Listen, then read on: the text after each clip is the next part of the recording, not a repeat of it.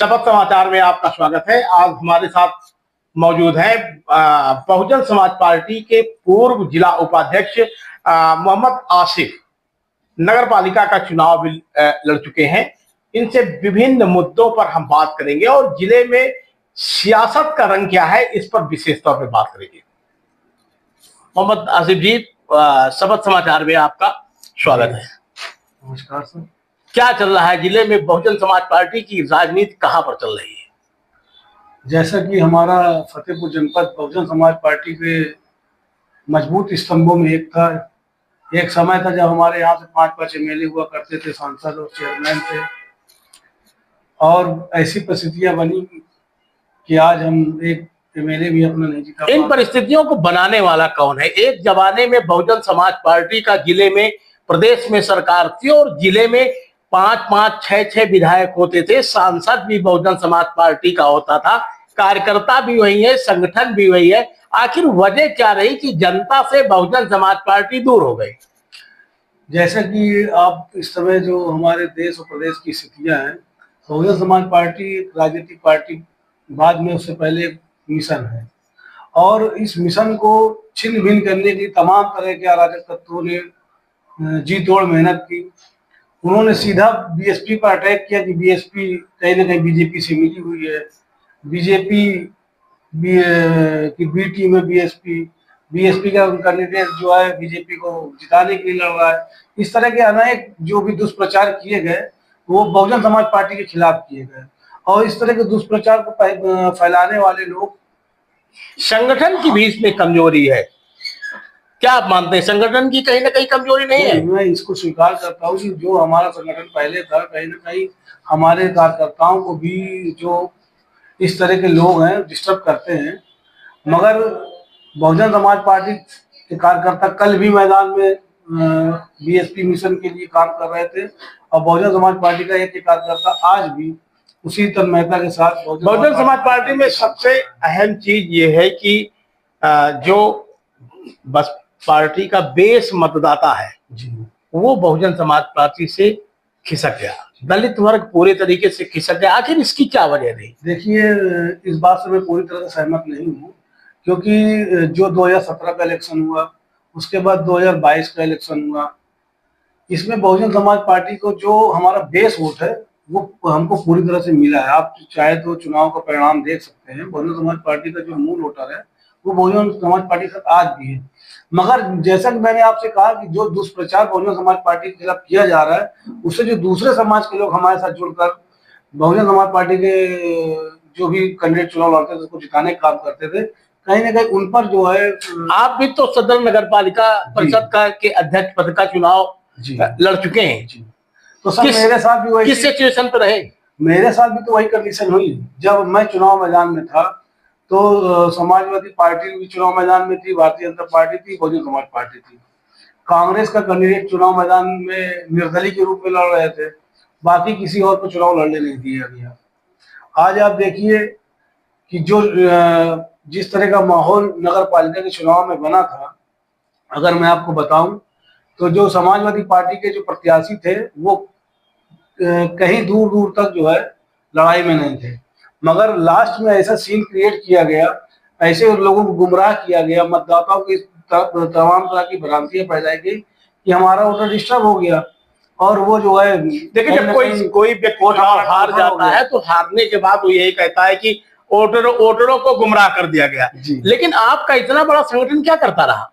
नहीं सर, हम लोग काम फील्ड में कर रहे थे, मगर जो लोग अफवाह फैलाने वाले लोग हैं कहीं ना कहीं वो कामयाब हो गए और हम लोग चुनाव में हार का सामना करना पड़ा। बहुजन समाज पार्टी भी उत्तर प्रदेश की एक बड़ी पार्टियों में शुमार है। आपके यहाँ वन मैन नेता है, और इसके बावजूद भी सरकार की नीतियों का न प्रदेश स्तर पे और न जिले स्तर पर विरोध नहीं कर पा रहे हैं। विपक्ष की भूमिका पे बहुजन समाज पार्टी नहीं आ पा रही, इसकी क्या वजह है? जो हमारी राष्ट्रीय अध्यक्ष बहन कुमारी मायावती जी सरकार की एक एक नीतियों पर वो बोलती हैं। मैं आपको बताना चाहूंगा, सरकार की जो भी नीतियां हैं, अगर वो नीतियां हमारी जनता के हित में नहीं है तो हमारी पार्टी उसका विरोध करती है। और जिस पैनल पे अभी आपने देखा हो कि अभी कुछ माह पहले हम लोगों ने प्रदर्शन भी किया था, जो हमारे गृह मंत्री साहब ने हमारे बाबा साहब भीमराव अम्बेडकर के बारे में अपशब्द कहे थे, उसको लेकर बहुत बड़ा प्रदर्शन भी हुआ था। ऐसा नहीं है कि हम लोग तमाम और जो भी प्रदेश में घटनाएं घटित हो रही हैं, हमारे पार्टी के लोग क्या बसपा का संगठन जिले में मजबूत नहीं हो पा रहा? नहीं, हमारा संगठन बहुत मजबूत है। हमारे लोग आज भी बहुजन समाज पार्टी एक ऐसी पार्टी जिसका बूथ लेवल तक संगठन बना हुआ है, और हम लोग आज भी बहन जी के निर्देश पर अपनी बूथ और सेक्टर कमेटियां मजबूत कर रहे हैं। फिर क्या वजह है कि बहुजन समाज जब संगठन आपका मजबूत है, बूथ स्तर पर आपकी कमेटियां बनी हुई है, तो इस सब के बावजूद भी वजह क्या है कि जब आप जनता के बीच में जाते हैं तो जनता आपको नकार देती है? इस समय जो देश और प्रदेश की स्थितियां बनी हुई है कि मैंने आपको पहले बताया कि जो भ्रांतियां अफवाहें हमारे खिलाफ फैलाई जा रही है, दूसरे समाज को हमारे तक क्यों नहीं पा रहा है। और जो सबसे मेन कारण जीत का होता है वो यही होता है कि हमारे पार्टी के वोट के साथ साथ कुछ ऐसा भी वोट हमारे पास आए जो जीत का कारण बनता है, और वही वोट को डिस्टर्ब कर दिया जा रहा है। इस वजह से हम चुनाव नहीं जीत पा रहे हैं। सबसे मेन प्रमुख कारण यही है। जो लोग हमारे बीएसपी के खिलाफ जो भ्रांतियां और जो अफवाहें फैला रहे हैं, उससे दूसरे समाज को हमारे साथ नहीं आ पा रहा है। और हमारी राष्ट्रीय क्या अब 2027 के चुनाव को लेकर के क्या रणनीति बनाई, किस तरीके से जनता के बीच में जाएंगे? जिले की 6 विधानसभा है, सांसद आपका है नहीं, और जिले के किसी भी विधानसभा सीट में पिछले विधानसभा के चुनाव में स्थितियां देखी जाए तब भी बसपा का कोई खास प्रदर्शन नहीं था। अब आने वाले समय में जो 2027 का विधानसभा चुनाव होगा, संगठन की आपकी दयनीय स्थितियां हैं, तो कैसे आप ग्रोथ पाएंगे, कैसे मजबूती प्रदान करेंगे? देखिए, जब हम लोग चुनाव जीते थे तब भी हमारा वही संगठन था। आज हम चुनाव हार रहे हैं तो तब भी हमारे वही संगठन, वही लोग हैं। ऐसा नहीं है।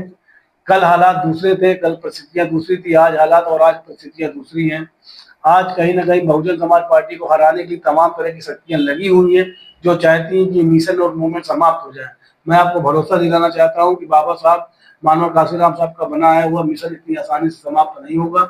जो भी शक्तियां इसको खत्म करने में लगी हुई उनको मैं बता दूं, चाहे इतनी आप अफवाह फैला ले, आने वाला 2027 का चुनाव बहुजन समाज पार्टी का होगा और हम लोग पूर्ण बहुमत सरकार बनाने जा रहे हैं। लेकिन ये जनता को अभी से दिखाई नहीं पड़ रहा। जनता को दिखाई पड़ने लग गया है। 2022 के चुनाव में जिस तरह से सिर्फ पूरी मीडिया ने और जो विपक्ष के लोग थे उन्होंने दिखाया कि भारतीय जनता पार्टी समाजवादी पार्टी गठबंधन का चुनाव चल रहा है। मीडिया की बात आप करते हैं, मीडिया से तो बहुजन समाज पार्टी की हमेशा दूरी रही है। अन्य जो है पार्टियां कहीं मैदान में नहीं है। ये इस दुष्प्रचार को इतनी तेजी से फैलाया गया जो जनता के दिमाग में बैठ गया। 2022 के इलेक्शन में उन्होंने पक्ष और विपक्ष को वोट दिया। किस तरीके से रोकेंगे आप? जब आजकल सोशल मीडिया का जमाना है, जगह जगह सोशल मीडिया पे सारी खबरें वायरल होती हैं। जो है कोई प्रचार करने जाता है वो भी सोशल मीडिया में। आप कहते हैं कि हमारे कार्यकर्ता को किसी भी मीडिया से मतलब नहीं है, तो जब आपके कार्यकर्ता जागरूक ही नहीं होंगे तो किस तरीके से आप आने वाले समय में चुनाव को पेश कर पाएंगे? हमारे लोग सोशल मीडिया से जुड़े हुए नहीं है, ऐसा नहीं है। हमारे लोग मीडिया से भी जुड़े हुए हैं, हमारे लोग सोशल मीडिया से भी जुड़े हुए हैं। और जहां पर भी आप देखिए, जो मीडिया टेलीकास्ट नहीं करती थी घटनाओं को, सोशल मीडिया के माध्यम से जो घटनाएं संज्ञान में आती है, हमारे पार्टी के लोग वहां पहुंच के उनको न्याय दिलाने का काम कर रहे हैं। और आज बहुजन समाज पार्टी हर जमीन स्तर पर लड़ाई लड़ रही है। जिस हिसाब से जब 2022 का इलेक्शन हुआ था, जनता ने विपक्ष भारतीय जनता पार्टी को हराने के लिए विपक्ष समाजवादी पार्टी गठबंधन को जो वोट दिया था, जितनी उत्सुकता जो उन्होंने दिखाया था, मौजूदा समय में फतेहपुर जिले में आसिफ भाई, मौजूदा समय में जनता ने मौजूदा समय में जो फतेहपुर जिले में बहुजन समाज पार्टी की स्थिति है, ऐसी पार्टी जो भारतीय जनता पार्टी को हराता, जो बहुजन समाज पार्टी की स्थिति है, उसमें तमाम लोग समाजवादी पार्टी में शामिल हो गए, तमाम लोग भारतीय जनता पार्टी में शामिल हो गए। अब तो बसपा का केवल नाम बचा है।